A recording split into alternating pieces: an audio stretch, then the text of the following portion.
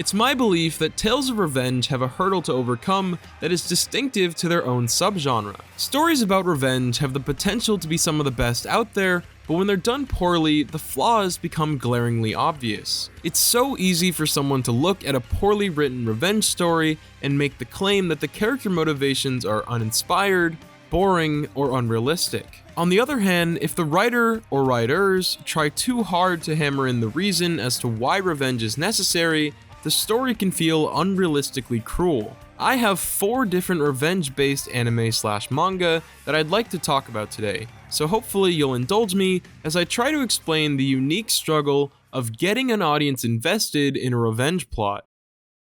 I'm issuing a spoiler warning now for every series I talk about, so don't say I didn't warn you. Revenge plots have a unique challenge that they must overcome that other stories don't. In order for their stories to work, a foundation must be established. They have to make you care about the vengeance at play. Revenge plots have a higher chance of falling flat for me because I've just never really been a very angry person, and revenge is a concept rooted in anger, which is why it's so important that these stories sell me on wanting to see the main character or characters get their retribution.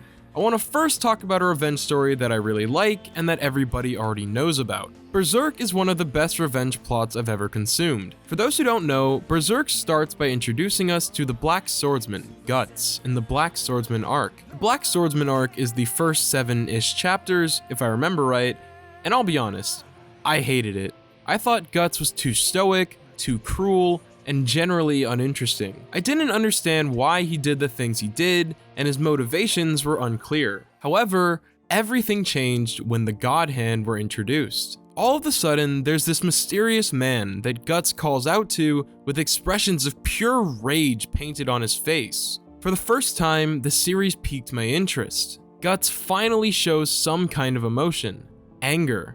And then, the next 102 chapters are a prologue arc called the Golden Age that not only explains who the mysterious Griffith is, but also his relationship to Guts and why the story of Berserk is actually one of revenge. Now, I'm not going to sit here and say that every revenge story has to have as an elaborate of a setup as Berserk in order for me to care, but it certainly did work in this case. Because of the Golden Age arc, I now understand the kind of person Guts is. I understand why Guts acts the way he does in the first arc, and I understand his motivation going forward. Not only do I understand his want for revenge, I'm right there with him, rooting for him to get it.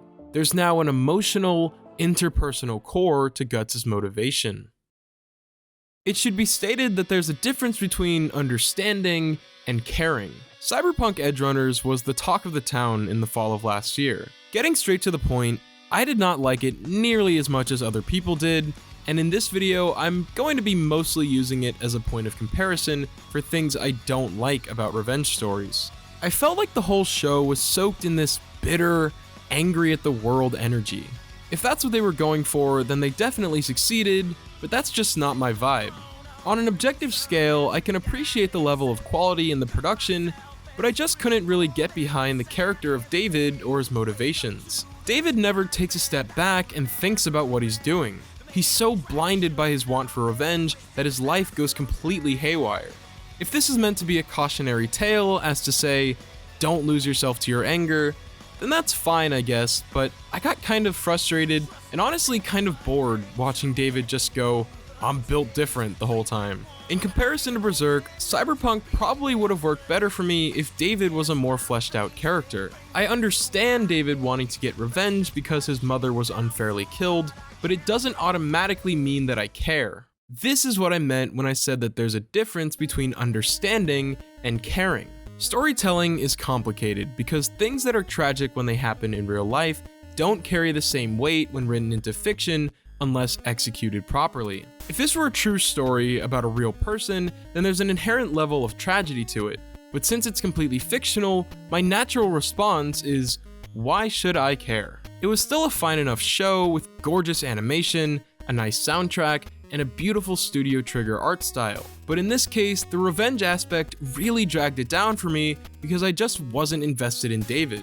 Maybe I would have liked it more if there was more to the villains. I would argue that's part of why Berserk works so well for me. Griffith is a character that I not only want to see taken down, but also one that I understand and can sort of see the perspective of. As much as I despise the decision Griffith made during the eclipse, I definitely understand why he did what he did because of who he's established to be. I guess what I'm trying to say is that sometimes the thing that makes revenge stories good is simply wanting to see the scumbag antagonist get his just desserts. However, in Cyberpunk, the villains are too one-note and lacking any nuance to their characters. Faraday is an evil corporate overlord, and Atom Smasher is an evil strongboy. Admittedly, the best part of Edgerunners was the titular group of Edgerunners and their overall dynamic, but even then, I just didn't really care about their mission of fighting the suits. I suppose I did like the relationship between David and Lucy, and the tragic nature of the ending, but still.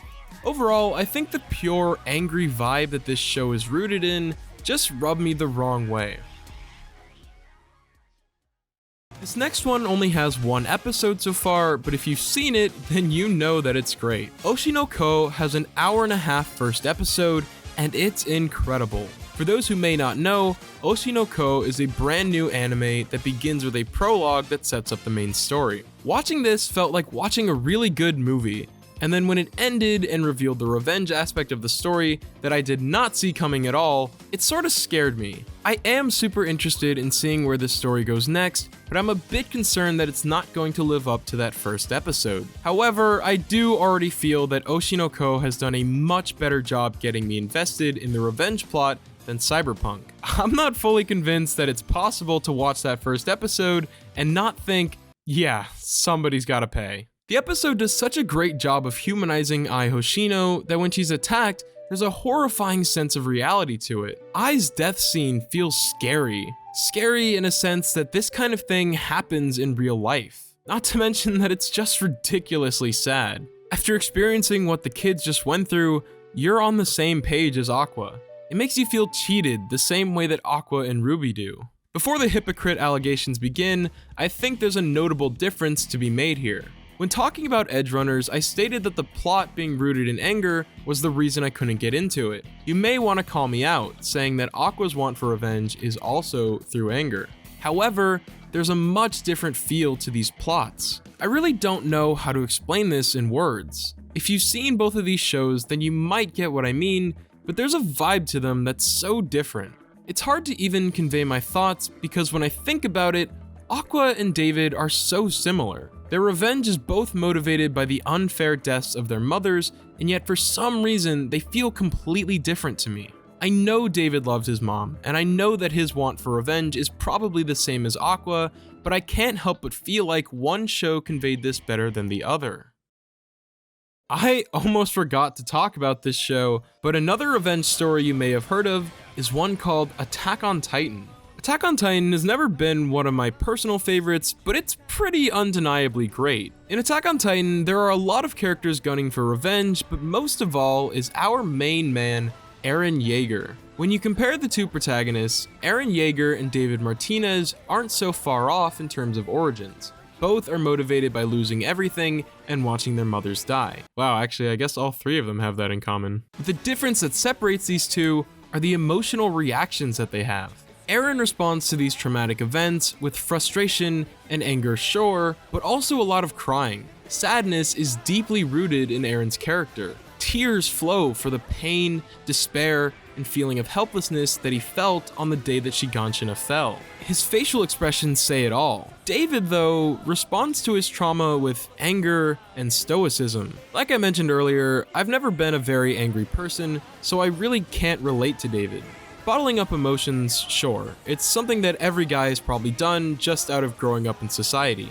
But lashing out in anger is not a release that I've ever felt the urge to turn to.